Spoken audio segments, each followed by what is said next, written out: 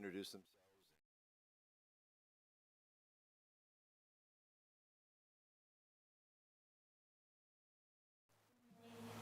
Good morning. My name is Liz Caslin Turner. I oversee admissions at Otterbein University, and I'm happy to be here this morning. Hi, John. Good morning. Nice to see you again. Olivia Johnson. I am at American Electric Power in our Human Resources Department. Good morning, John. I'm Monica Womack. I used to serve the state as the chief of the Minority Business Development Division. I currently am the founder and CEO of MLW Solutions, helping organizations and communities work together effectively. Welcome again, Chief of Staff Tannous. So at this point, we're going to hand it off for a presentation on the overview of City Council, and then we'll have about 10 minutes or so to ask and answer questions and go from there. And then at concluding, we'll finish with a part 2 of the survey analysis from Greg Beaverson. All right. John, welcome. Thank you, Chair Moses. I appreciate your leadership of this. And in my work as Chief of Staff for Columbus City Council, I helped to assemble and convene this group. And so I just want to express my gratitude to all of you for your work as well on behalf of City Council and the Council President. I admit that I don't know how every city sets the compensation of their elected officials, but I have to think the way we do it in Columbus in this transparent manner, this rigorous manner, asking citizens to come in and make the recommendation is somewhat unique, and it's only possible because of the dedication of you all to spend morning after morning after morning leaving childcare drop-off early or skipping a little bit out of work to come spend time at City Hall. So thank you, and thank you to the city staff who make this possible, Greg, Kirsten, and other people who I know aren't around this table. Again, my name is John Tannous. I'm the Chief of Staff for Columbus City Council. My understanding of where you all are in this process is asking staff leadership or elected officials from different branches of city government to come in and explain how their part of government works, and to try to grapple with you all the connection between the roles and responsibilities of that branch or that elected office, and then what it means for compensation. So I'm here to do that for Columbus City Council and for the Council President office.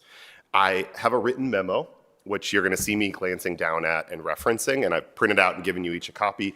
Kirsten, I'll be sending you a version digitally so you can sort of enter it into the record. What I'm not going to do is simply read this all to you. This has more details than I'm going to cover today, but I figured I would hit some of the high-level themes, leave this all for your review and follow-up if you have questions, and then allow for, obviously, for discussion. I had the opportunity to make opening remarks when this commission kicked off its work. And one of the things I said then that I just want to reiterate is that I see your all's work as having two parts. There's a somewhat mechanical aspect, which I know Greg is giving an update on, of figuring out how much do other cities pay similar elected officials, and where are we in that band? In that respect, and for some of you who have a background in HR, this is a straightforward question of, benchmarking and math. But there's a whole other aspect to the work, which is the idea that we want public service to be accessible and effective and representative. And compensation obviously plays a big role in that. So what you'll hear me discuss today, I think, is reflecting on those dual imperatives of this committee. So let me first begin by not assuming that everybody in this room is extremely familiar with Columbus City Council. I want to talk about simply what is City Council, what is the job and day-to-day life of a council member, what's the job and day-to-day life of the council president, and then I want to just sort of review or touch on some of the historic debates that I think this commission and other folks in civic life have debated about how those entities should be structured. Columbus City Council is the chief policy-making body of the city. So if you think of the role that Congress plays for the US, or the Ohio General Assembly plays for Ohio, or the Board of Directors plays for a large corporation, it is very similar to that. There are 9 members, and they serve 4-year terms. So every 2 years, either 4 or 5 of them are up for another term. The body that they help to lead, City Council, oversees the city of Columbus. And I think that other people have come before you and talked about the scale and complexity of the city. I won't reiterate that, but I do think those things are very connected, that this is not a ceremonial village board. We are overseeing the 15th biggest city in the country with incredibly vast and complicated finances, programs, staffing models, and so on. When we think about the role of a city council member, it has a number of different aspects to it. Some of them are very visible. I think almost everyone knows that city council meets most Monday evenings at 5 p.m., and they take votes on legislation. For context, in 2025, they held 64 meetings of regular council or of the zoning committee. Those meetings on average last about 2.5 hours. In 2025, they took votes on about 2,500 different pieces of legislation, ranging from policy setting ordinances, ceremonial resolutions, appointments. Some of those ordinances are as straightforward as approving the fire department to purchase a replacement piece for an engine. And then some are as broad and complicated and elaborate as new laws to govern the city or new programs that the city wants to set up. I bring that up because, again, I think that's the most visible part of council, is they show up on Mondays and folks see them take votes. What I would want folks to understand is that behind those actions, before they can even walk up to the dais and have an opinion on the voluminous amount of work in front of them, is there is a ton of work that goes on behind the scenes of policy development, of constituent engagement, of communications, of stakeholder feedback, and more. So I want to talk a little bit about that. The principal way that the workload of Columbus City Council is allocated and structured is our committee model. We have 11 committees at City Council. We used to have many more, but in 2024, we consolidated to a model where instead of having many committees and they were widely varying in their workload, we have 13, and I wouldn't say they all are roughly similar, but each one contains a large and meaty portfolio of work. Every council member chairs at least one committee, some chair two, and almost all of them vice chair at least one committee, some vice chair two. So that gives you a sense of their work. Committees essentially are the venue by which council looks at the legislation, the budgets, and the policy for some department or some area of the city. So I'm not going to read them all to you, but you can see here in the memo a list of all the committees. Everything from economic development and small minority business to public utilities and sustainability to neighborhood recreation and parks and many others. In addition to council meetings, council members in their capacity as committee chairs also hold hearings. Hearings are sort of like deep dives into some particular topic to hear from experts, hear from stakeholders, and hear from the community. Council held in 2025 41 hearings, which lasted on average an hour and a half. So far this year, we've held 13, so we seem on track to exceed that. I bring that up because, and this is a theme you'll hear throughout my presentation, I think there's a growing expectation of responsiveness, proximity, and transparency for Columbus City Council. One of the ways in which that's manifesting is we're holding more and longer hearings. Some of this is just the fatigue you're hearing in my voice because we've had a couple of 4-hour hearings the last few weeks that have just kept us here pretty late trying to deal with, sensitive, important, controversial issues that the community is talking about. I referenced this already, but beyond policy work, council members are expected to maintain a high level of accessibility and responsiveness. So what does that mean? They spend a lot of time out in the community. Our community engagement team here at City Council held 45 events last year, either in City Hall or in neighborhoods, and they're on track to hold about 65 this year. Now, to be clear, not every council member attends every single one, but they do their best to attend as many as they can. And then even beyond what council puts on, most council members keep a busy schedule of weekend and evening commitments of trying to show up at important or notable events for different constituencies, for different neighborhoods, and for different issues playing out. I would say since the establishment of the at-large districts model in 2024, this expectation has only grown. So this is something I think you all will wrestle with.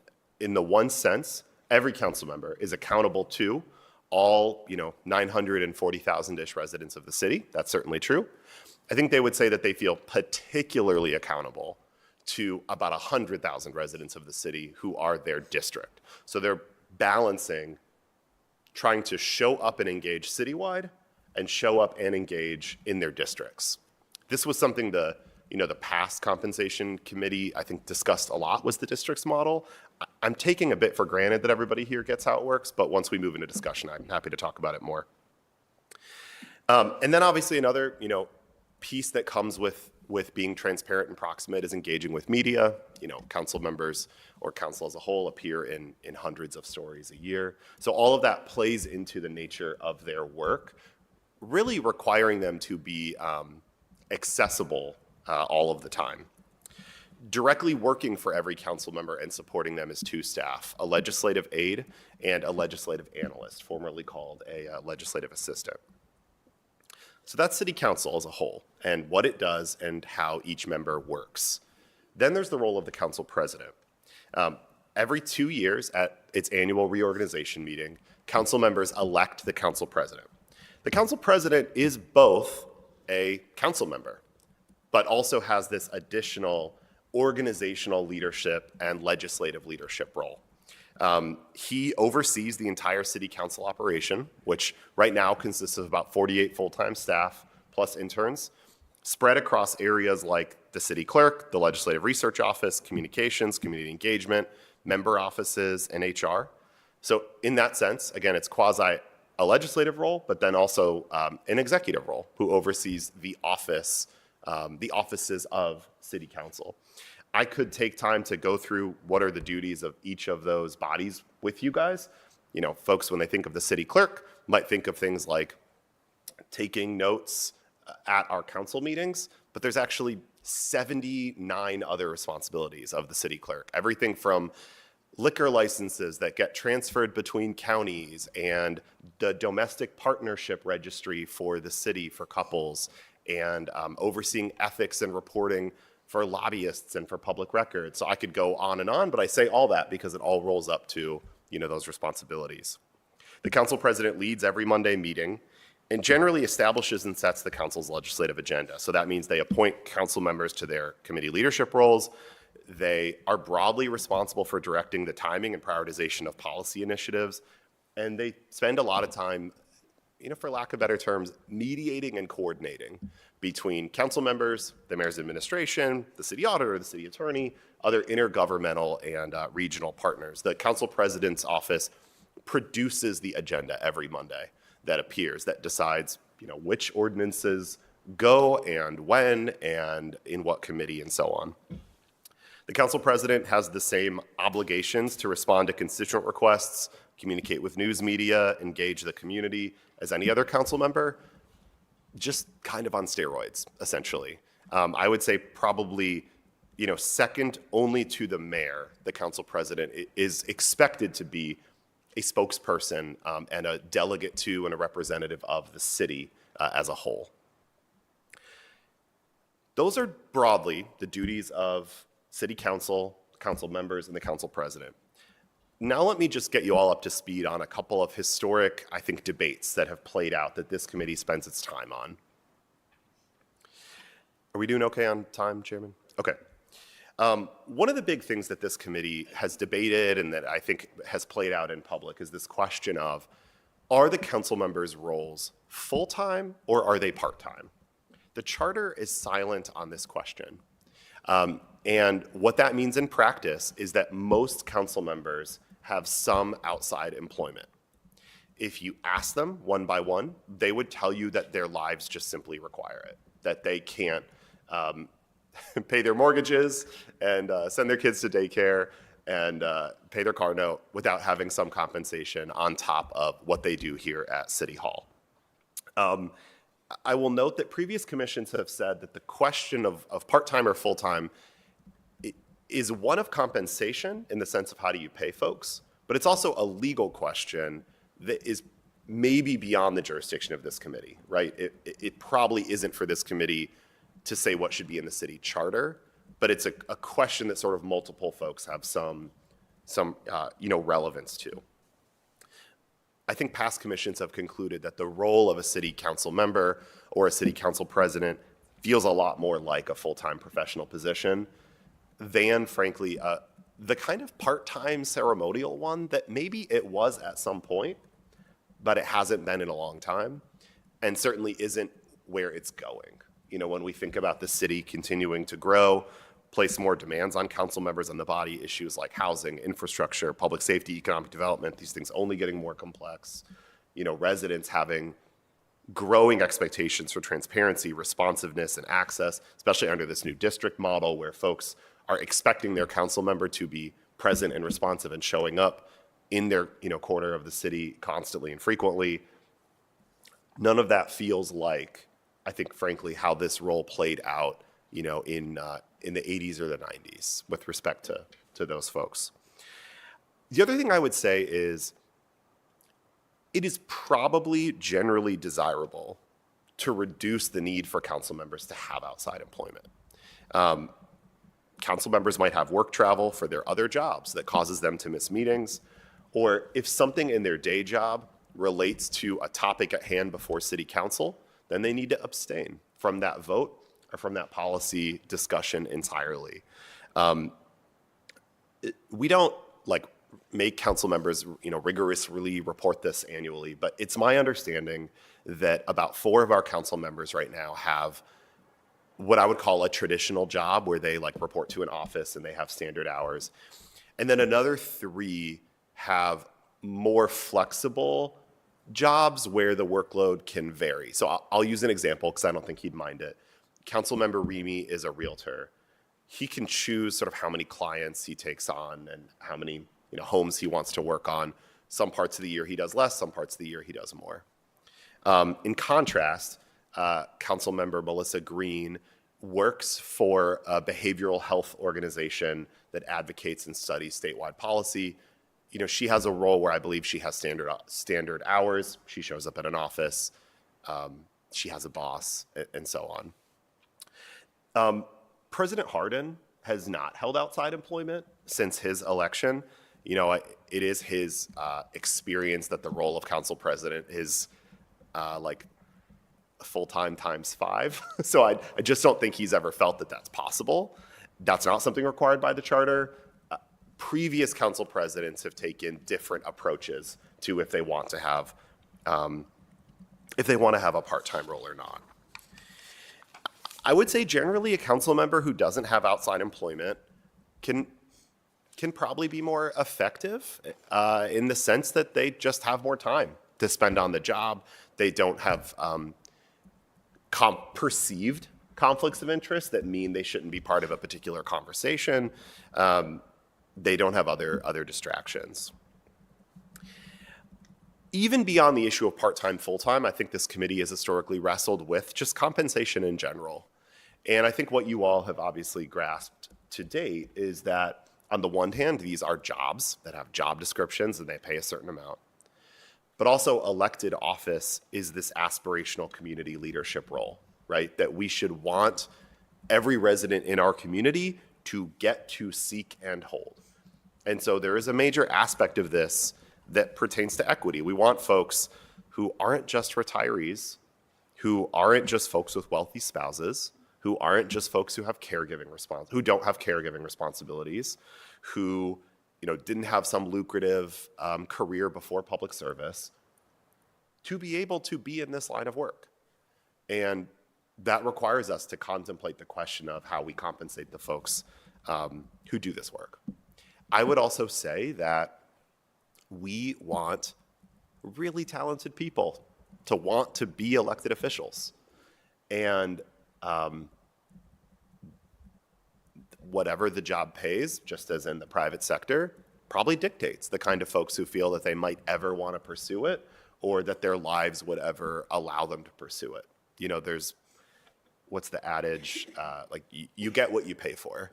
And I think when it comes to the quality of city leadership and representation, folks making really weighty decisions every Monday that affect the future of our city, we should probably want a high quality of representation and leadership.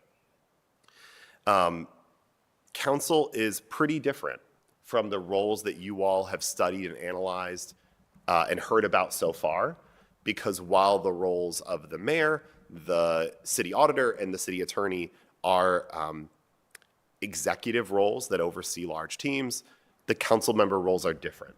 They historically pay much less. You guys have this data, but I noted in here, there's a pretty big gap between what a council member makes and what those other roles pay. Even the council president, who I think has an especially complicated role with the bigger time commitment, the compensation structure for that is very different than that of others. And so I think historically, council has been one of the thorniest things that your predecessors on this committee have struggled with, is figuring out how to classify and consider the role of city legislators. I want to pause now. I am happy to take questions, engage in discussion. I obviously have left this memo for your review again, and we'll share it in digital follow-up. Thank you all for the work that you're doing, and happy to shift into the next stage. Thank you, Chief of Staff Tanous. I want to open it up to the commissioners for questions. Commissioner Johnson? Thank you, Chief Tanous, for that presentation. What are the qualifications for a council member? That's a very good question. I think they are primarily the qualifications that are, well, I think there's two ways to answer this question. One way I think is, what are the legal minimum obligations to run for the office? And the answer to that, and I'm looking to my colleagues to see if they remember things I don't, they have to have been a registered voter in their district for at least 1 year. I don't know that there are other qualifications. They can't hold another public office, but I think those are the legal minimum criteria. I think if you're asking a broader question, like what makes for a good council member, Specialties or? yeah, that's probably something that we could debate, right? I think many of our council members come from a background where they had some previous engagement with government at different levels, with the nonprofit world, with challenges and problems of economic development or human services or housing. Historically, former city employees will aspire to elected office. So we've got a couple folks here who used to serve in city administration. But I think over the century, over the decades, we've had council members who have all kinds of different walks of life.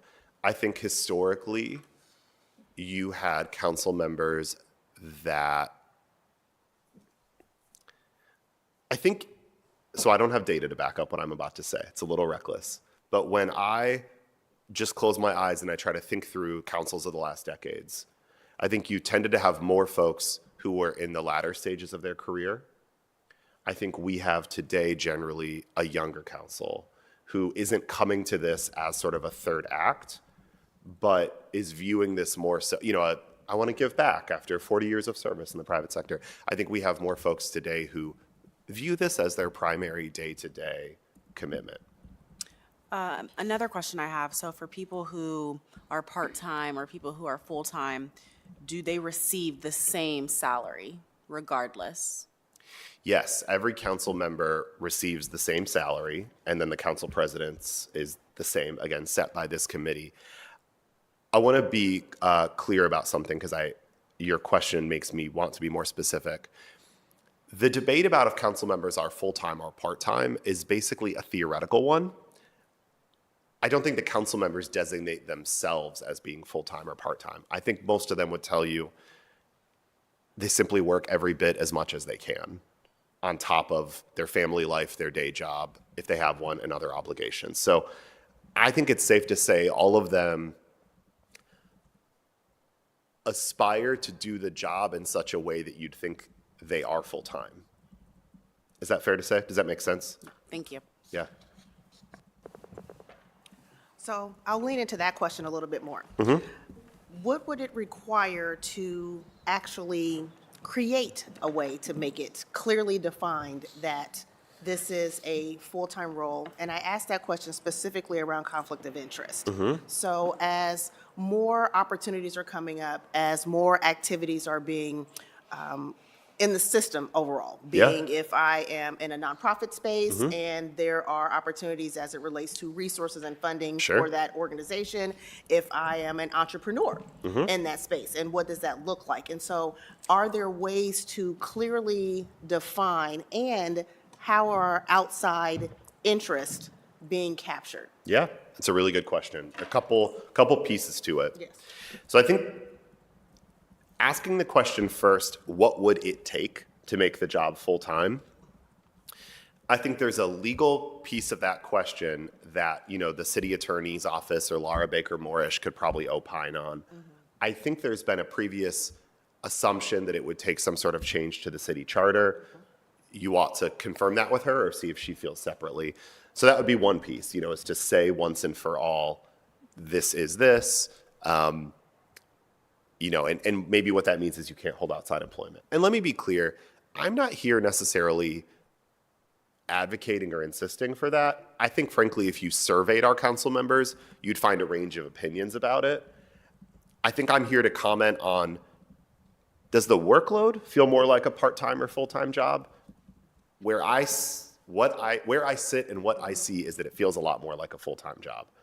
I think the question of, should the charter say that? Should there be that flexibility? Should we demand it? Should we require it? That's a more philosophical conversation for you guys to have. I'm just here to comment, I think, on how many hours a week they work. You asked the second question about how conflicts of interest are managed. So the city has a full-time ethics counsel. Her name is Renata Ramzini. She technically works under the direction of the city clerk, but serves in this role for the entire city. She serves as our in-house advisor and expert on managing conflicts. The Ohio Ethics Commission, the Ohio Revised Code, state and city policies lay out lots of criteria for how council members should manage their perceived conflicts. For most council members, this is not that difficult. They are reviewing the agenda every single week and making sure that there's nothing on the agenda that relates to a role where they have a fiduciary responsibility. So let me give you an example, and I don't think he'd mind me saying this. When Councilmember Nick Bankston served as the CEO of Gladden House, he would abstain from ordinances that would send money to Gladden House, not which he had himself directed, but Gladden House is an anchor institution in the city that does a lot of work on the west side, that engages in homelessness prevention and other work. I think eventually, out of an abundance of caution, even where an independent funding decision that had nothing to do with him had said the city ought to fund this important service, I think he did not want to be a distraction to the organization's ability to be competitive, and so he stepped back from that role. And if you want more details from him about that, I can share it. But that's a rather extreme example of someone simply saying the mere perception of this is so unhelpful that it's better for this organization's mission that I let them find a new leader. I think what that plays out for other organizations is just simply abstaining on legislation. So for a period of time, former council member Shayla Favor was an employee, she was the leader of PACT, a Near East Side Community Development Corporation that's essentially run by The Ohio State University. What that meant is she had to abstain on anything that affected Ohio State. Where it got tricky and complicated, and again, I'll have to defer to the legal experts on this, she would also try to make sure she abstained from anything that any of her board members of PACT might have had interests with at city council. Whether they knew about those things or whether she even knew about those things, she did her best to abstain from them. And that is actually a task that just literally took hours every week. of reviewing every single thing on the agenda and making sure there's no possible way that this touches something that I do. I would say some council members even go a step further. So I'll share an example. The council president sends his kids to a daycare that he pays for that is housed at the Reeb Center. He tries to abstain from anything involving the Reeb Center. I mean, he doesn't receive any compensation from it. It's a service essentially that he pays for, but just out of an abundance of caution, they all seek to do that. So I bring that up because there are perceived conflicts that have nothing to do with your job. Right. But for most of our council members, that's where the perceived ones come from. Okay. Yeah. Thank you. Yeah. John, I want to ask you, go back to a comment you made about the district model and Yeah. ask how, I know it's been in the news recently, Yeah. the current setup was just changed, right? So it was completely at large. Now you have to reside in your district. And I want you to comment on this too, Yeah. about the model. You're the expert on this. But how if the city were to go to a more traditional model where you live in and only your district elects you? Talk about how that would affect sort of the hours requirement when we're looking at scope of work, because the follow-up question is like, right now, how many hours are you assuming, or can you speculate that council members work like per week? Yeah. And then would that change if they were solely focused on, say, District 2 or District 3? So your comments. Let me even zoom out for 1 second, just make sure everyone knows what Chair Moses is talking about. So in 1914, the city charter was changed to create an at-large model of 7 council members who served the whole city and could live anywhere in the city. We had that model for over 100 years. There were lots of debates about representation, access. For years, there would be ballot measures proposing shifts to different kinds of models. In 2018, the mayor and city council seated a commission to study the model and say, could it be better? Should we change it? They made a recommendation. Council sent that recommendation to the voters. Voters approved it. That model went into effect in 23. And what that model does is now say there are 9 districts of the city. You have to live in one of those, but the entire city votes on the representative for every district. That model was meant to essentially balance these two competing things of, we want you to be accountable to the city as a whole. We want you to make decisions for the greater good of the city. We don't want to pit neighborhoods against each other to compete for their needs. But what that model was trying to recognize was a perceived or real sense that not every neighborhood had a go-to advocate at City Hall. And so the idea now is that every council member serves as their district representative. And as I alluded to, they balance this idea of I'm accountable to the city as a whole, but I'm sort of maybe accountable most immediately to these folks.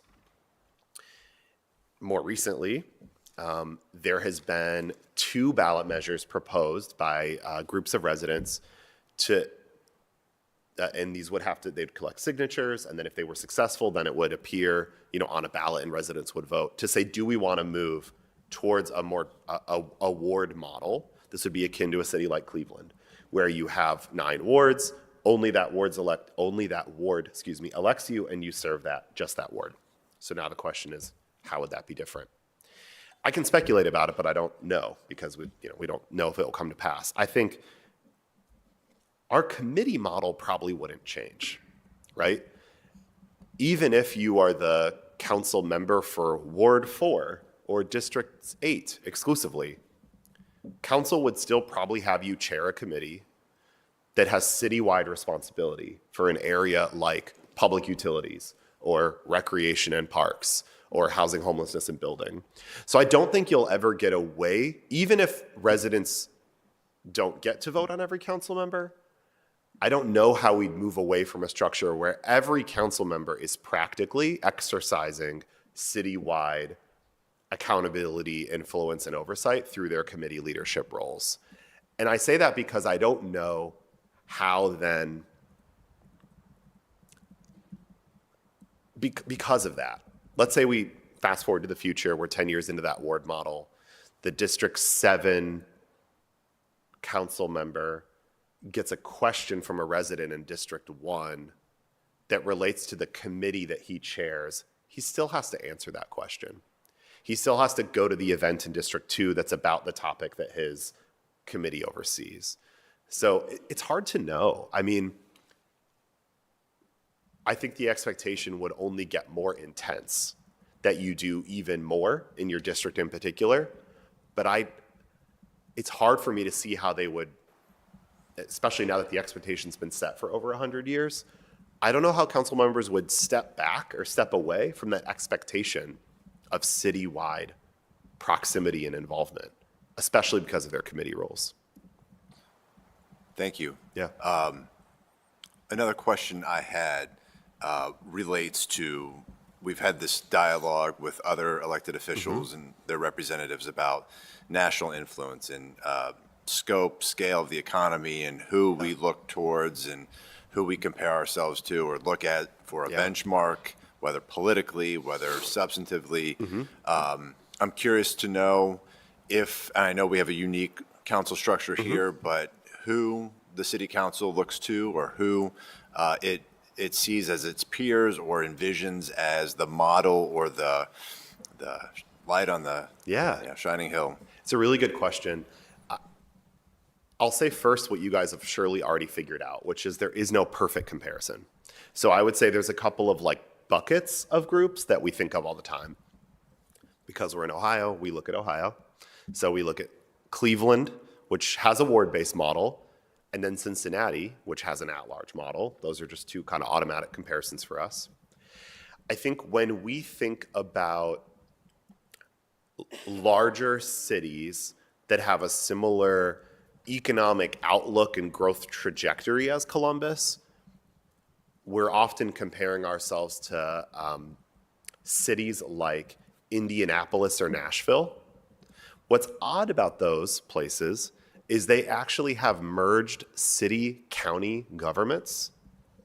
So they are both essentially Columbus and Franklin County. That makes them not great comparisons for us. And my memory is they're much larger city councils. Like I think they are they're dozens, right, of council members serve on them.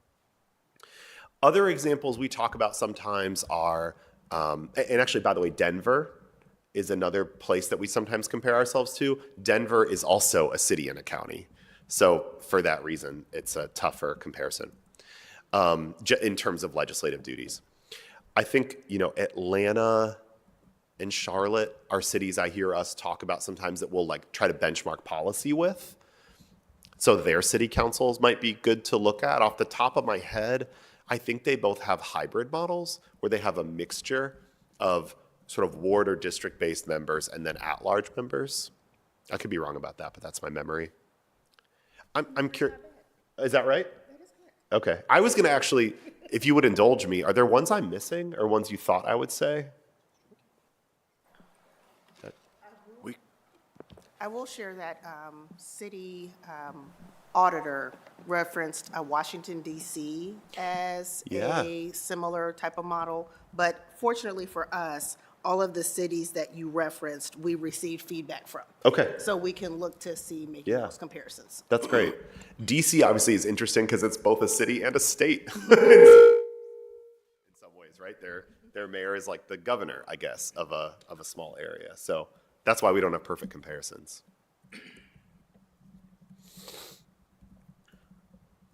I think one of the things that makes that challenge, one of the things that our legislative, this at-large districts model makes it hard to do is, if I were in your shoes, I would want to take the population, divide it by the number of council members, and say it's X number of people per council member.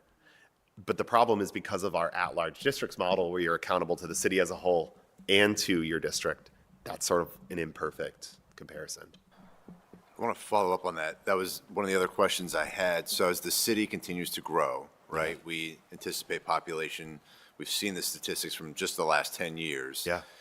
Is there any thought, and I know this is by vote, that we would expand council even further beyond the 9. I know we just added 2 from 7, but if we do anticipate growth, we're specifically looking at the years 2030 to 2033 for compensation. So how does that influence, obviously, more people, more representative needs, that sort of thing? It's a really good question, Chair Moses, so thank you for asking it. I mean, some cities formally incorporate that mechanism into their charter. So Cleveland, for example, they statutorily fluctuate the size of their council with population. So as the city grew, they grew their council, and then now, unfortunately, as the city has been shrinking, they've been shrinking their council. We don't have a mechanism to do that automatically, but it just comes up essentially in civic debates, right? To say, as we grow, is our council big enough? I think there was some acknowledgement of that when we grew from 7 to 9, with the 2018 vote that took effect in 2023 to say, hey, 7 is pretty anomalous for a city of our size. We ought to get bigger, and so we went 7 to 9. Should we go even bigger? I've not heard council members specifically propose and push for that. I do hear some advocates in the community who debate different models, say maybe that's something we should do. This is the part where I chime in with the funny practicalities as the staffer who says, where would they sit? And where would their offices be in this very cramped city hall? That's obviously not how we should make big governance decisions, but it's silly, but I think about those practicalities. When you talk about the cities that you're comparing us to, my guess is they're all a little larger than us in terms of their councils, I think. So I think you're onto something, but I think having just made this shift, I don't know that the council members are eager to sort of now make another one, if only to give residents time to learn and adjust. But it's a totally appropriate debate for the community as a whole to have about what they want to see. One more question, at least from me right now. So we distinguish the salary of the council president from that of council members. We've talked about committee assignments. I know there's a president pro temp. Yeah. Is there any sort of thought, does this spread in your eyes or council's eyes? We're at roughly 116 for council president, 96, 97 for council members. Is that appropriate in your eyes? In the council's eyes, has that come up, or are there other levels based on committee assignments, that sort of thing that this commission should consider from council? It's a really good question. I'm going to give you John Tanousa's hot takes. And I want to be clear that actually council members have not given me any instruction here of what they want me to say or what they would prefer. I think they respect the judgment of this committee. So I'm here to give you lots of perspectives, not necessarily to ask or recommend or say, here's what folks want. I think that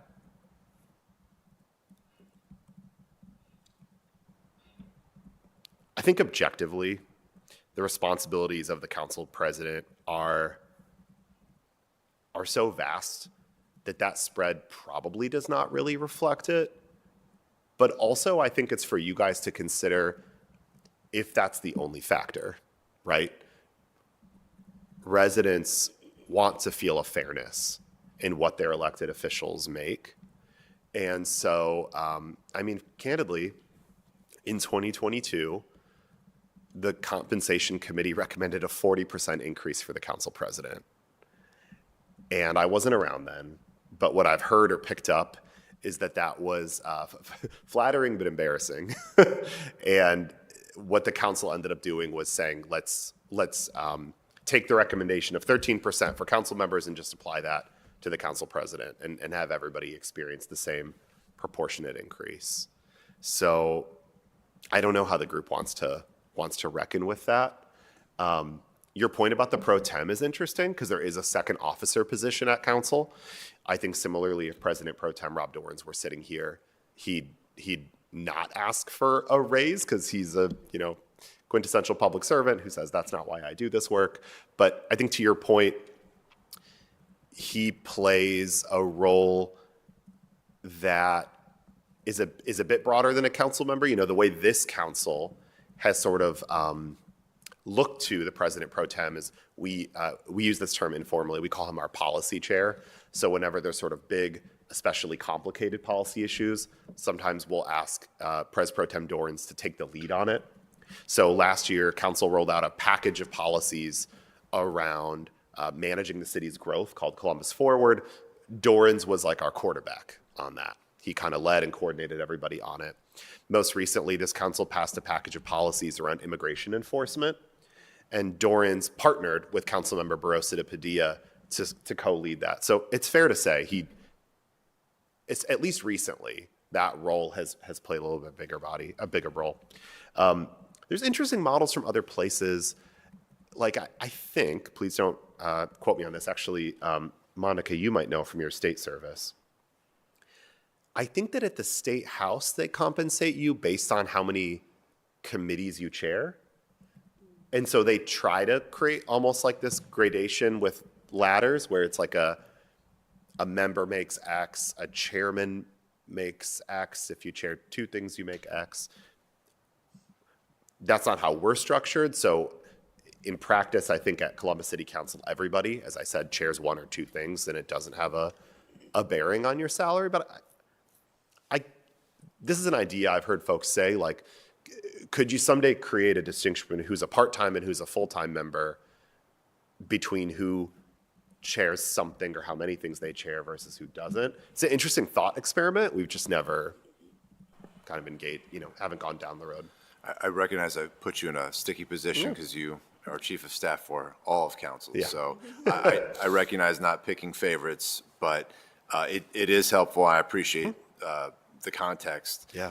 When we are looking at duties, it's one of the things that I'm sort of aware of. Yeah. If we're talking about work outside of traditional Monday evenings, that's where the thought came from. Sure. But I recognize we don't have that in place, but I appreciate the context Yeah. as far as the spread. I do want to ask, are there any other questions? I know I've been taking the floor here for a second. I do have a question. John, thank you so much for your presentation this morning.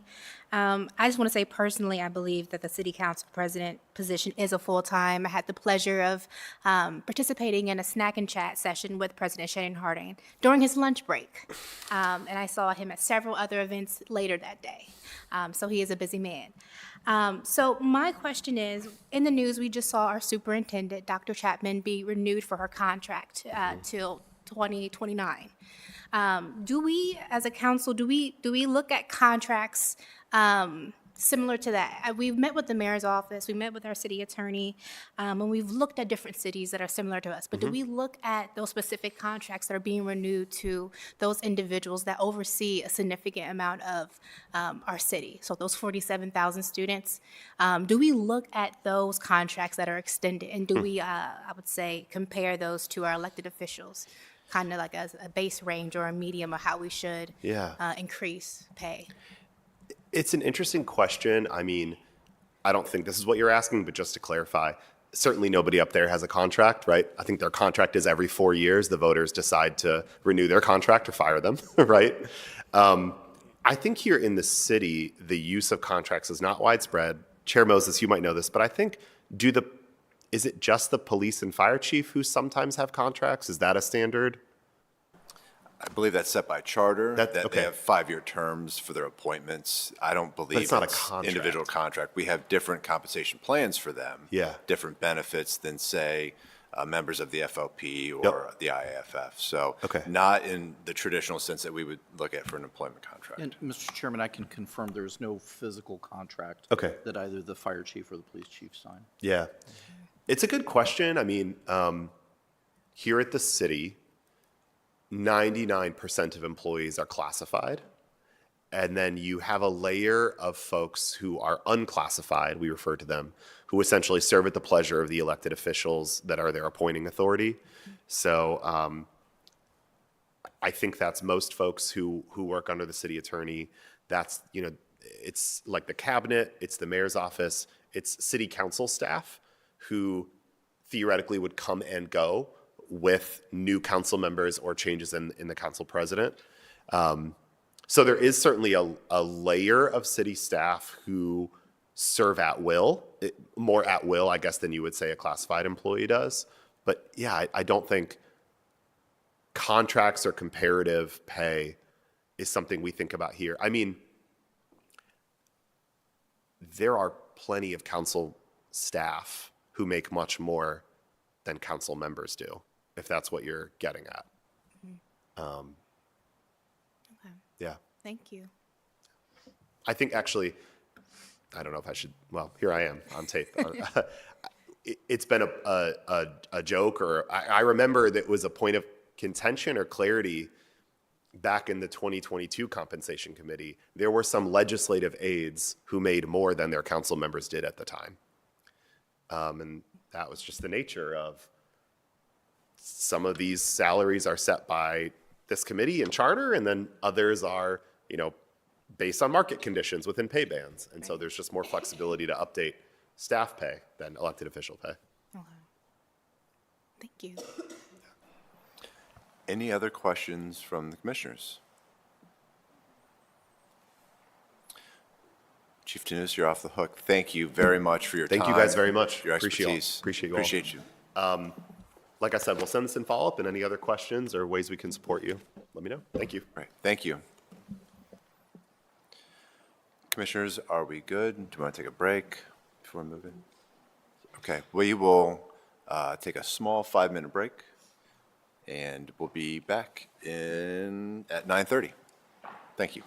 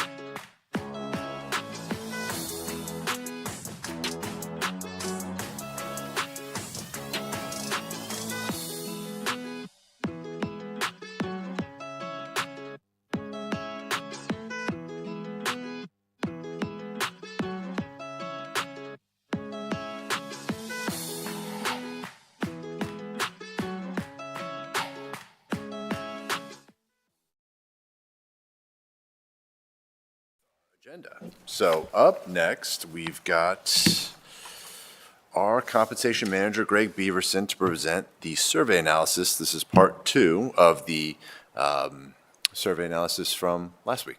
Greg? Thank you, Mr. Chairman. Good morning, Commissioners. Before I get into this presentation, I do want to let you know, you will not see a slide about this, but based on Chief Tanousa's discussion of a few things that we will also get into. Closer, sorry, Mark. I wanted to let you know that I did some quick math here on the full-time, part-time question of council members. And my understanding is everyone has received the large salary survey spreadsheet. I hope everyone received that, all the commissioners. So you have this information as well. But out of the 22 cities that had a response in that question about whether their council members are full-time or part-time, 16 were full-time, that's 73%. 6 were part-time, that's 27%. And for some reason, we had one city answer with temporary. And so I'm not really sure what that means. And if you've looked into that that document yet, you'll see other answers like that offer a little bit of confusion, but at least it's not every single response that we receive. So I wanted to make sure that you had that information. Could you break that down again one more time, please? Yes, ma'am. It was 22 municipalities altogether that answered that question. And again, the question was, are your council members full-time or part-time? And then it was 16 of the 22, or 73%, that were full-time. And it was 6 that were part-time, and that's 27%. And of course, with this data, with any new or additional data that you would like to see, I'm very happy to present that additionally in a set of slides, however you would like to review the data in the future, especially when it gets closer to your deliberation. Okay. Let's just start right off the bat here. I do want to mention a couple things and offer a reminder that once again, we're talking about data and a lot of data. I always try my best, my very best, to guard against data overload and going down that rabbit hole that I think we've had a few short discussions about in the past. And you'll see exactly what I mean when we talk about these particular positions. There are just so many different ways to analyze each one of these. And again, if I need to reanalyze or analyze it in a different way, I'd be happy to do that. There is some analysis that is beyond just the salaries as well, which we'll see when we get there. The slide that you see now is the mayor's base salary. Very simple data here. This is every municipality that said they had a mayor. This is, it was 23. There is, there's one exception here. The city of Dallas, apparently, we'll see this note a couple of other times. Apparently, the position of mayor is vacant right now. So that's what we see there. But you can see here the median salary of $170,026. And City of Columbus, mayor's salary, $273,063. I did want to make note that last week you saw an additional slide after this one that reported, it was 2 columns that showed market on one side and the elected official salary on the other side. Those have been omitted from this, and the reason for that is because you'll be able to infer that difference between the salaried amount and the market rate. But again, if you would like me to produce those slides in the future and provide them to you, I'd be happy to do that. But you'll see what I mean here. You can only do that so much, and then it becomes, let's call it information overload. Let's go on here. You'll see here that the mayor's base salary, again, it's helpful to break this down a little bit more. And this is in reference to the type of government that the municipalities reported. And I'd like to call your attention to the forms of local government handout that you should have there with you. If you noticed in the salary survey, we asked the question, I'm going to go here and find it, under what type of government does your city operate? And generally, that terminology is strong, pardon me, strong mayor, council, a weak mayor and council, a council and city manager, a commission, or a mayor and council president. And you'll see here, each of those terms, I believe, are defined for you. So something that I noticed in looking at the data is that, and forgive me here, I have to go and find it.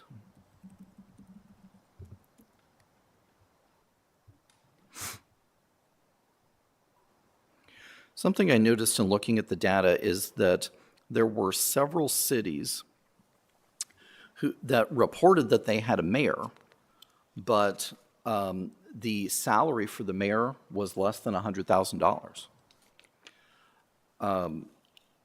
That was San Antonio, El Paso, Charlotte, Virginia Beach, and Fort Worth. Based on that, I thought that analyzing the data in this way that you see on the slide would be helpful. Each one of those cities have a council city manager form of government. So because the city of Columbus does not have a council city manager form of government, I removed those council city manager forms of government, and that is the slide that you see here in front of you. I do want to mention that in addition to those 5 cities I just mentioned, there were 2 additional cities, Las Vegas and Austin, that also have council manager forms of government, but those salaries were above $100,000. And again, in data analysis, it's something that you look at, see if you notice any trends and things like that, and then make a decision on analyzing data in a different way to provide additional context. So what you see here is the mayor's salary for all of the studied municipalities, but it excludes any municipality, those 7, with council city manager forms of government. And you can see there that the median salary of $196,802, again, in comparison to the city of Columbus mayor's salary. And please feel free and stop me at any time if you have any questions.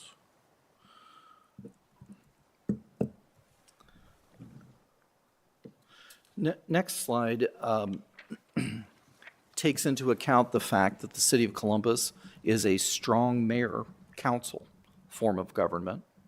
So again, we started with, let's look at all of the mayors together, and now it's only the mayors in that form of government.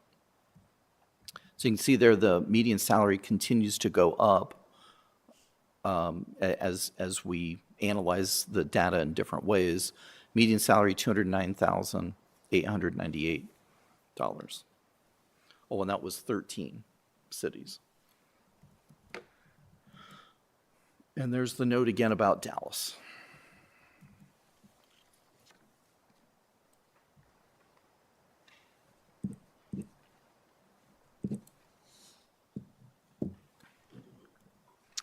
Okay, this next slide I want to warn you about. I think you see it there in your print-off. This is a very confusing looking slide when you first look at it, but I'll walk us through it here. There's a lot of stuff going on here. As you know, many cities have city managers. They have city managers in lieu of a mayor. They have city managers in addition to a mayor. In most of the cases here, it is in addition to a mayor. What I want to draw your attention to here first is just the blue columns. The blue columns, there were 23. These are just the mayor's salaries. And again, this includes all cities that reported data for the mayor's salary. Those are sorted from highest to lowest in terms of salary, just like they were on the first mayor's slide that I showed you. But in addition to that, the city manager, if applicable, was included. The city manager is in green, and there are 11 cities that responded to that question with the city manager. Interesting here is that as the prevalence of city manager and a lower salary for the mayor increases, or the prevalence of a city manager increases, the salary of the mayor decreases. And you can see that on the right side of the slide. So it appears as though the lower an amount that a mayor is paid, it appears as though there's more of a tendency to have a city manager employed. There are a few outliers, as you might guess. You can see the mayor median salary there, again, as the first mayor slide reported, $170,026. The city manager median salary, however, $360,000. And I put the data label on Austin's because I thought you might be curious. Pardon? I just said, I'm trying to figure out what Cincinnati's doing. What's Cincinnati's doing?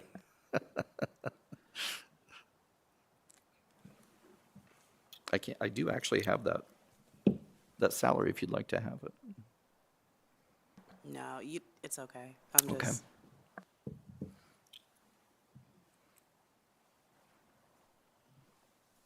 Any questions there?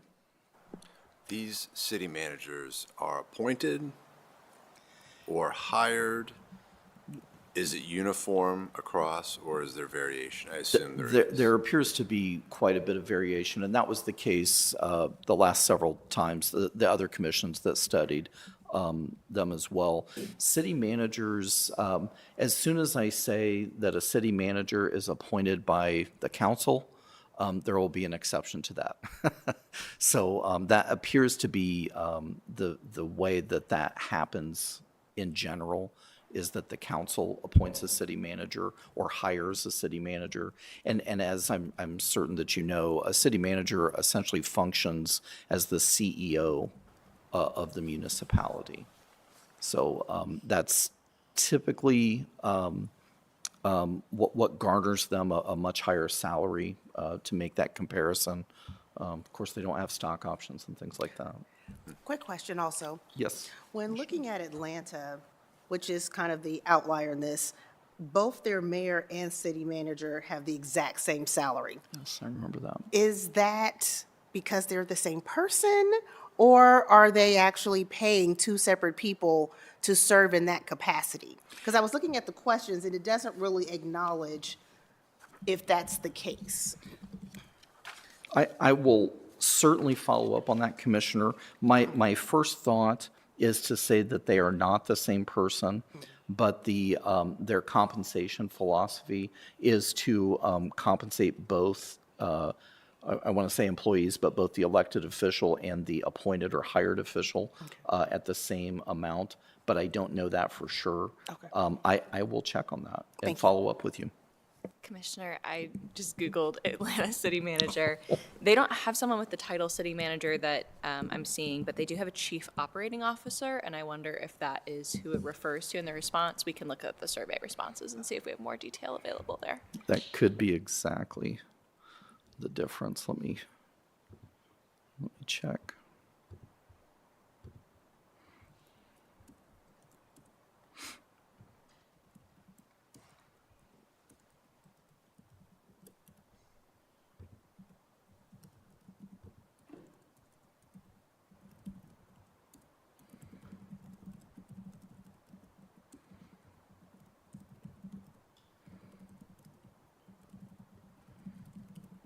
There doesn't appear to be a comment about it.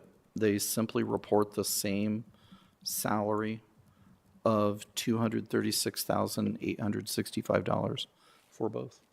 But I will follow up. Thank you. You're welcome.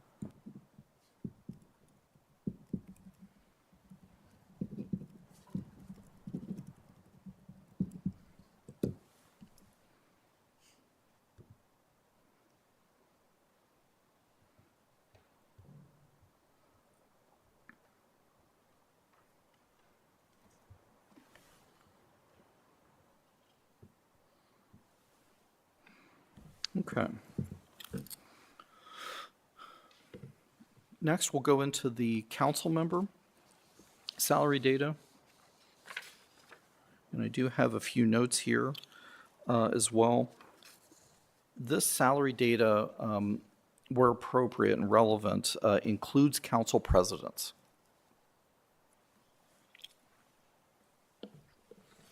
Oh, excuse me, the data includes salary, council presidents. This particular salary data does not. This is council member only. So if you imagine City of Columbus, this would report on 8 of the 9 council members. The 9th council member being council president has a different salary. I think I gave you that note too early. Sorry about that. So what we're looking at here is 24 municipalities. Median salary of $78,707. City of Columbus council member is at $96,453. There were a couple of let's just call them anomalies here. One of them, the average salary was given for the city of Dallas. They actually put the word average in there. I'm not sure if that meant something other than what it normally does or not, but that's typically what a city would do in reporting a position that had more than one employee in it. So I thought I'd make note of that. The note for Seattle, this is a pay range midpoint. I don't mean to keep doing that, I'm sorry.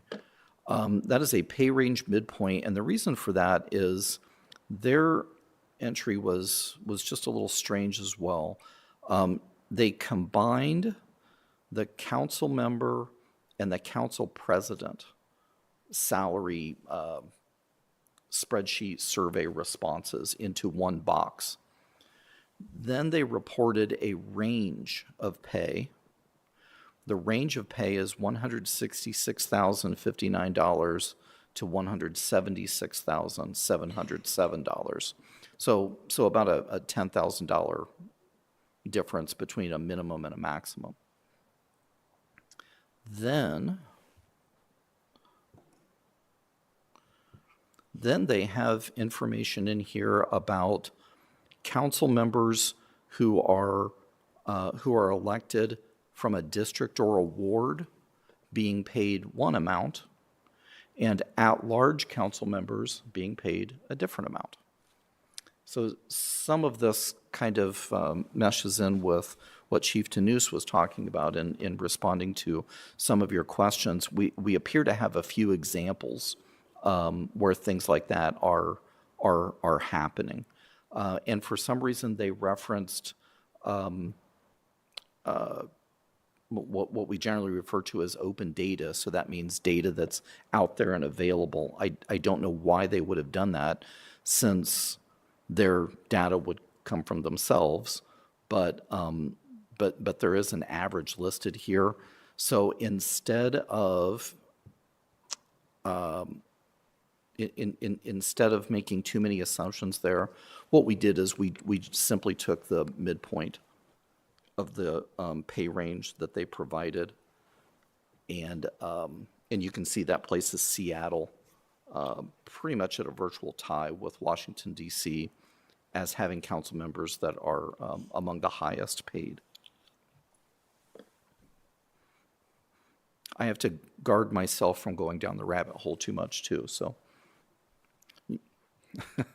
just tell me to stop. Any questions on that?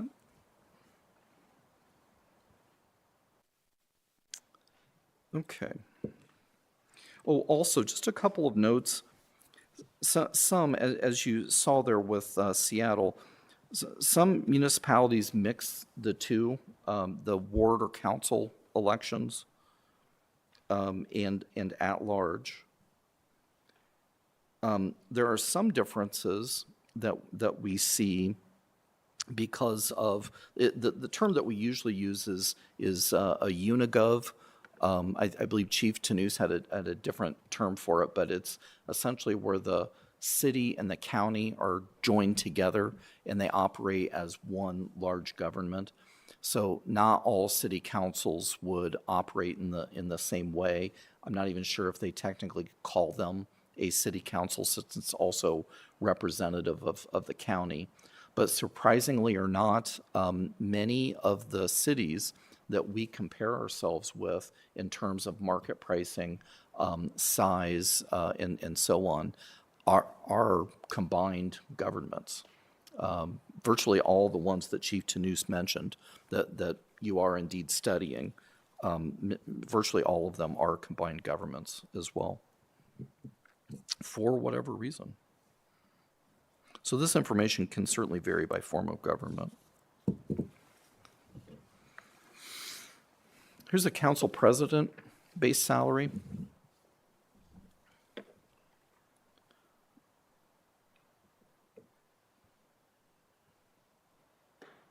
I didn't mark it there. It looks like 17 council presidents.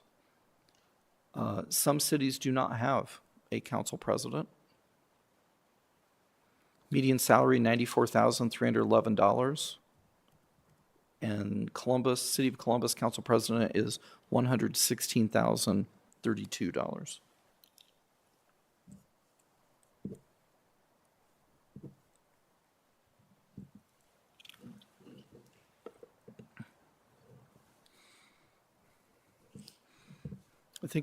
I think this is the note that I wanted to give you before. This does include council president.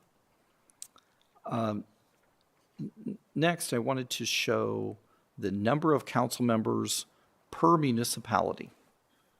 City of Columbus, as you know, has 9, which includes the council president. The median number of council members for the 24 municipalities that responded to this question, median number of council members is 12. You can see there, I think Chief Tanous mentioned Nashville, Indianapolis, and I believe it might have been Cleveland, but definitely Nashville and Indianapolis. You can see it's a large number of council members. And also, you can see where those are combined governments, so that might be more appropriate at that level.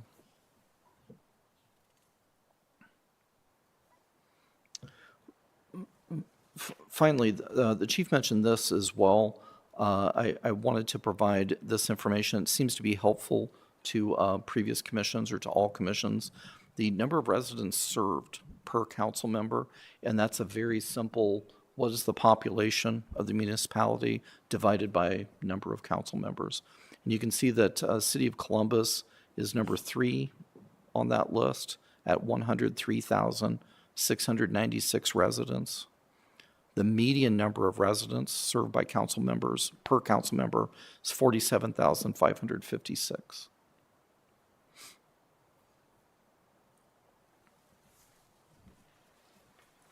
Any questions with mayor data, council member data? I believe I have one more slide. There's nothing after this. I wanted to follow up with some information I mentioned last week. The city auditor, you might remember when Auditor Kilgore was presenting to the commission about her duties. She provided a list, and I've since confirmed this list with her. It was a list of 6 cities that have a chief financial officer. that might do a better job in terms of comparison, more exact duties to what the Columbus City Auditor does. Those cities, I have them here somewhere. Here they are. Those cities are Charlotte, Dallas, Denver, Nashville, San Diego, and San Jose. And the follow-up to providing this data for you is that I don't have all of the data back yet. When and if we do receive it, I can certainly provide that. The dangers of data can also be that it's not enough data. So I do not want to provide you with a very small amount and have you base your one of your decisions on that when it's essentially incomplete data. So I can report that we have information from Dallas and San Diego, and both of those have been confirmed. However, Charlotte did respond to our question, but then we got another response to them that contradicted the first response. So I don't want to provide you with inaccurate data. And of course, we followed up with them and asked them to confirm which amount it is that they pay their chief financial officer. Pardon? Yes, the list is Charlotte, Dallas, Denver, Nashville, San Diego, and San Jose. You're welcome. And so far we have confirmed data from Dallas and San Diego. And as soon as I receive that information, I will forward it to the commission with your permission.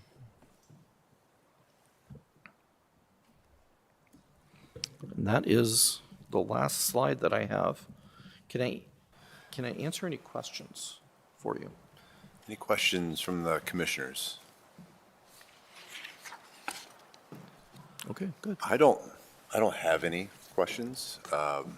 This is all very helpful information. I understand there are a lot of nuances in the data, but I find particularly helpful it's slide number 5, where we include the city manager along with the mayor. I think it gives you an insight. That plus the resident per council person ratio, we'll call it, I think is also very insightful. So we'll start with that one first because we were with city council today, or chief of staff, but over 100,000 people per council member. It is double the median. Where it looks like we exceed in pay or we're above the median, we do have a relatively small city council for the size of our city. And we are not combined with a county like Franklin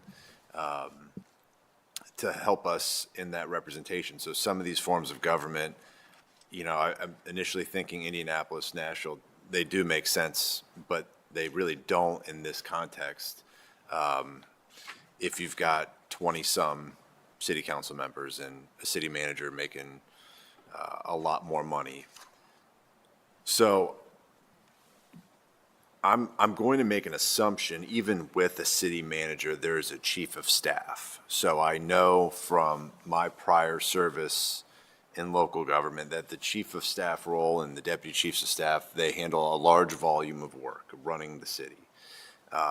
It's not to suggest the city manager or the mayor in any of these contexts or city council aren't as well. It's a complex job, and you have a lot of layers to govern, a lot of issues that pop up. But I'm going to make an assumption that even, we'll use Austin, that has a city manager making $500,000, still has a chief of staff and still has support staff around there.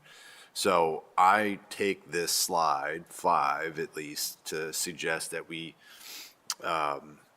I'm going to include in my sort of personal analysis here that these places with city managers, we should look to those and kind of add on. That's like a combined salary to me. So when I'm looking at Fort Worth, it really doesn't pay their mayor much, but they've got a $400,000 city manager, that is persuasive to me. That signifies that there is a lot of work, a comparable sized city. I think Fort Worth may be a little bigger, but nonetheless, I think that's pretty persuasive to me.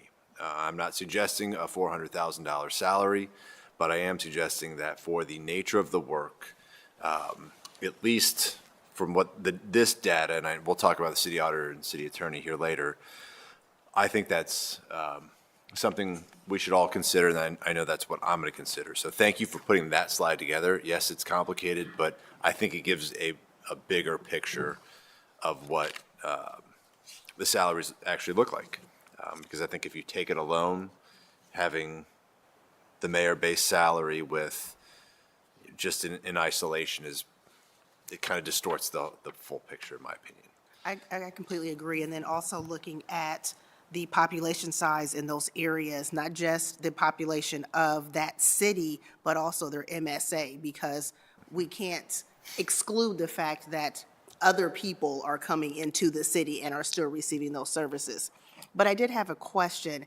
Is there a way that we could also get a copy of how many individuals are employed in council? So we have, each member has 2 staff, direct staff, but are there other staff members like Chief Tanous that would also be included underneath? Or how is that even included as a part of the structure? Checking to see if we asked that question. Yeah, I have a note that he said that there's 48 full-time staff plus interns, so probably not including interns. Is Oh, that- I'm sorry, you meant for the city of Columbus, Commissioner? Yes, specifically, Oh, yes. yes, certainly, Okay. I can provide you those exact numbers, even broken down to the classification that each employee holds. That would be helpful, because outside of the fact of what their salaries are, but it also speaks to the level of responsibility and who, so who does the chief of staff directly report to? Does he report to the council president, or is he just kind of a part of everyone's work? Sure, we can provide a reporting structure as well, I believe. Yeah, absolutely. I'm sorry, I'm trying to find the page, Commissioner, where the number of employees is listed in here.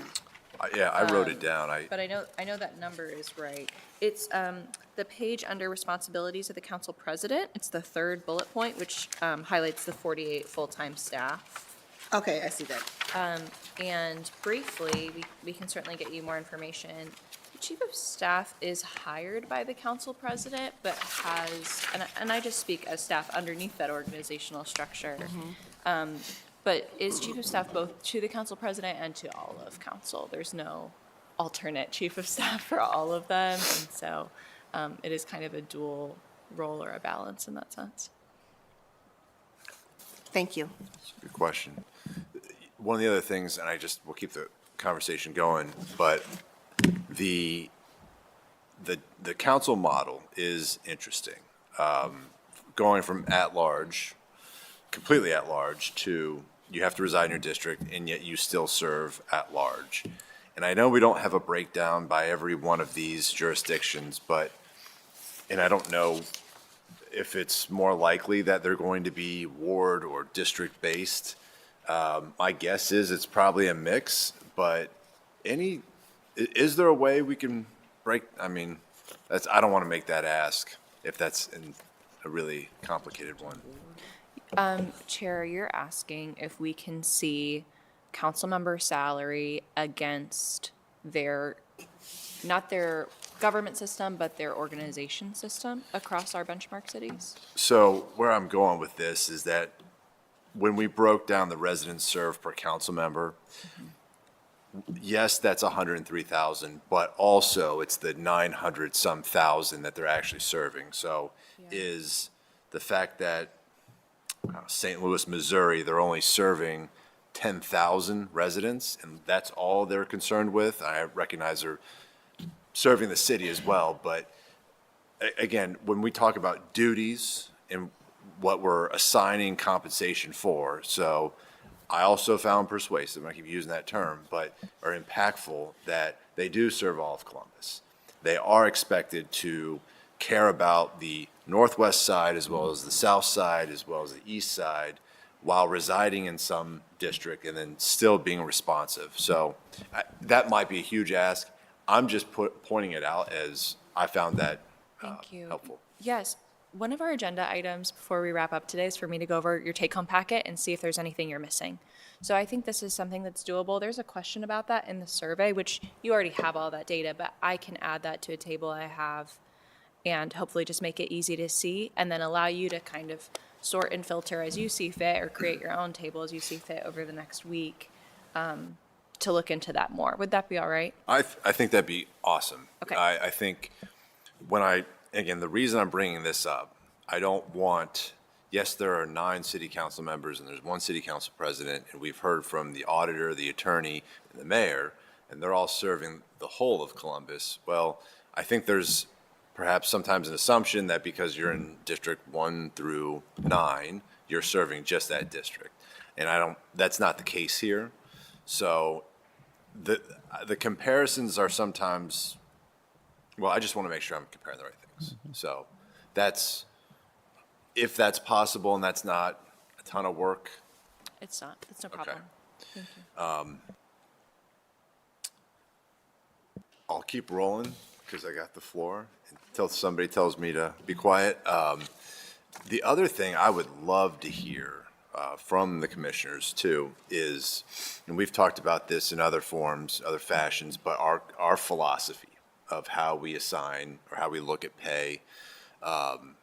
We're residents of Columbus, and in a sense, we're thinking about who's going to represent us in the next, well, in the years 2030 to 2033. And how do we want to compensate them? Do we look at them as public servants where this role is a sacrifice in the sense that you're making good money and you're taking a servant job, and naturally, at least historically, those have been lower paid than, say, private sector jobs? Or do we want to look at this as we want the best, we want the brightest, we want to attract the best and brightest because we believe that this city is continuing to grow. We expect and we want people to seek out public service, and we don't want them to have to wonder like, yeah, I got to get a part-time job or I got to keep my job. And we're not making determinations of full or part-time service. That's not before us.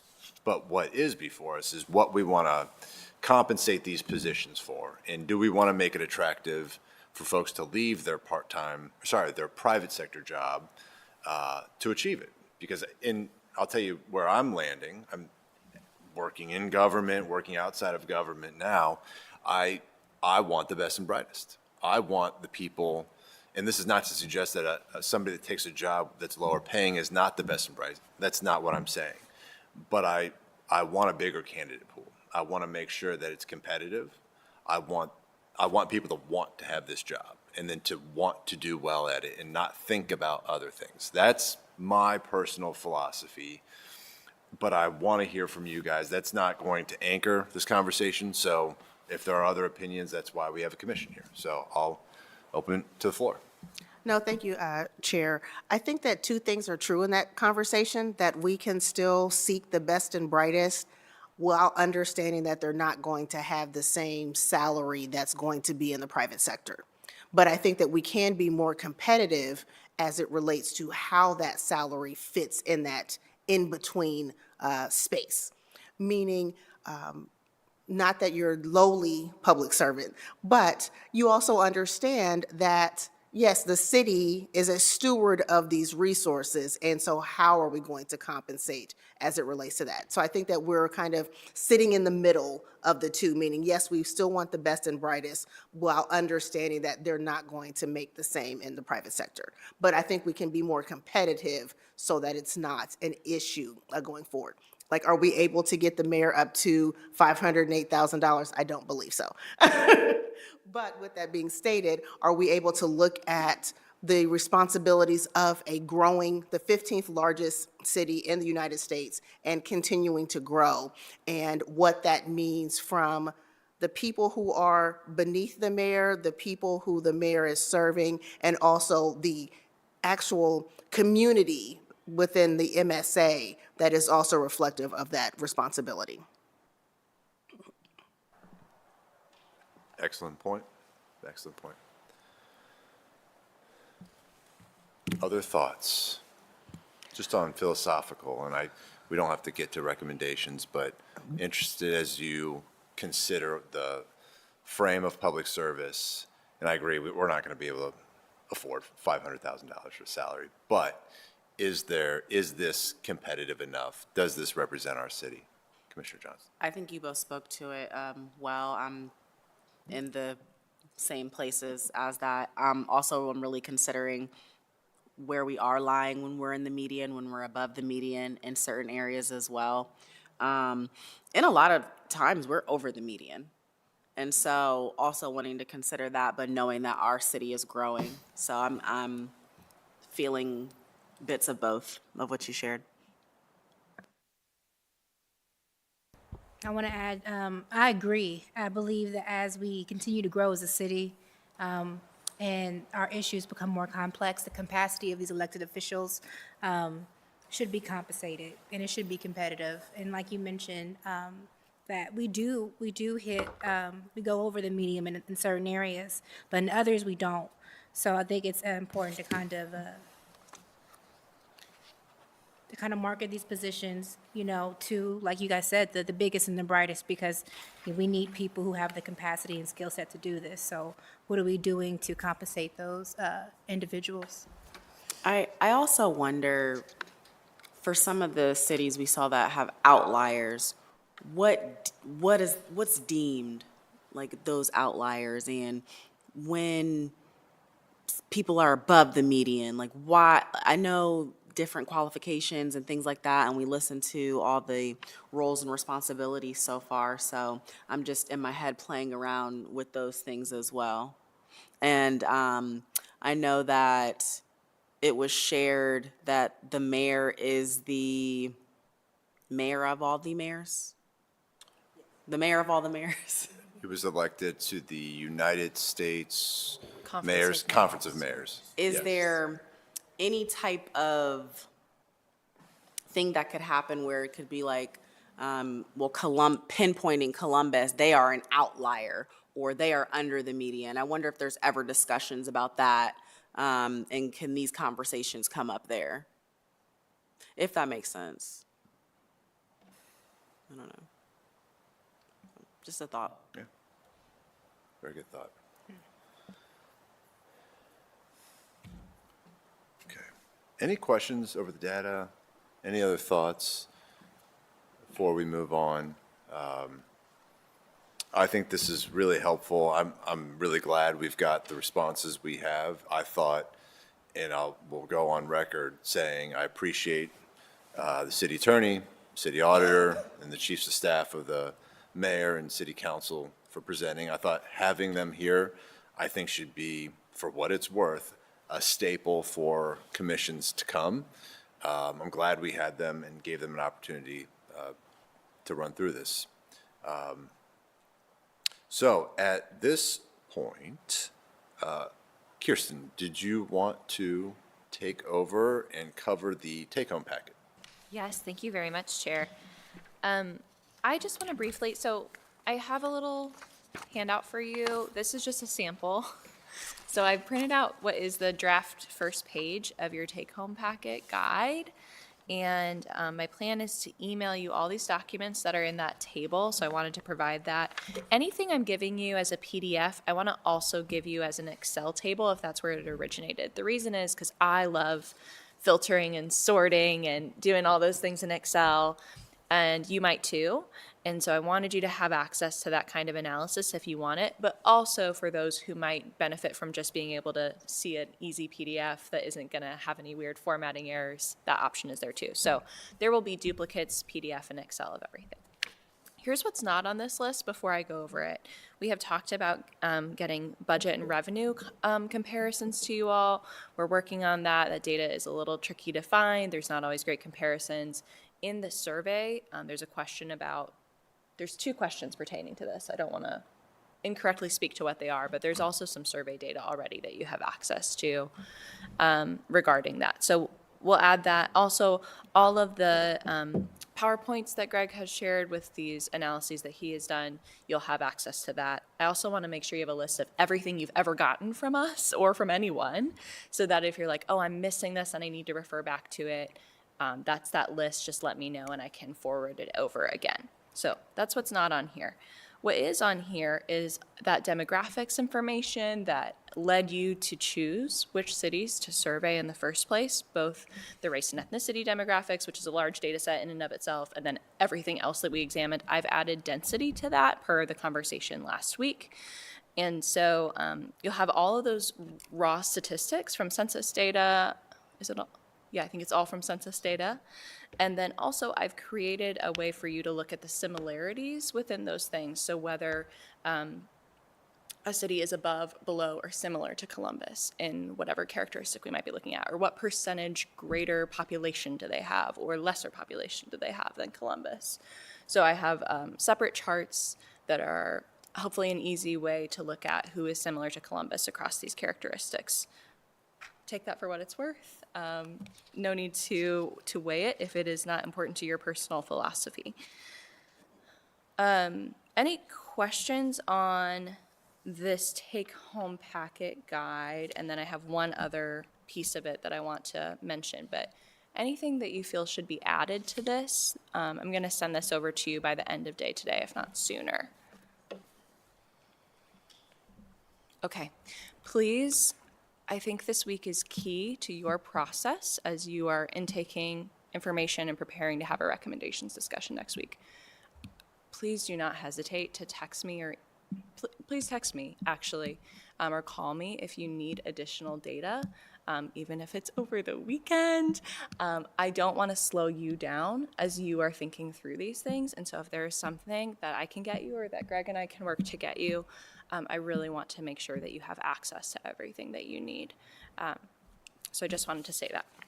The rest of this packet is what I plan to send you to, if you want it, to use to start thinking about what your recommendations would be. So it's all of the roles that you are making recommendations for, and then the beginning is kind of a letter from me saying, here's the breadth of your discretion.